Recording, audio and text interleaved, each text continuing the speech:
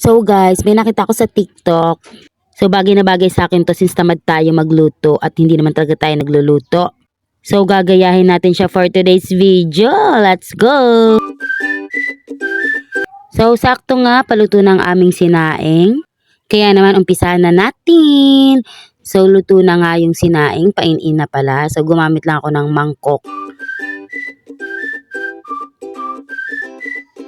Oh, dalawa kasi dalawang itlog yung binili ko. Gagayahin ngayon sa TikTok, 'di ba? Uy, hindi magagalit. So after na binaon ko yung mangkok para mag-form ng circle, ilalagay na natin yung egg.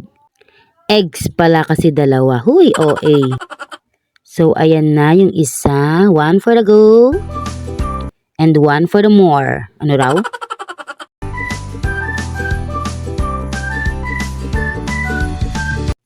And after nga, nilagyan ko lang ng konting asin para naman magkalasa kahit papaano.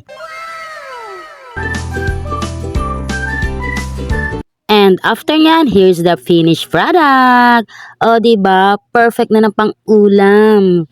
Di mo na kailangan mag-prito-prito pa, baka matalsikan ka pa ng mantika. So, gayahan nyo na din.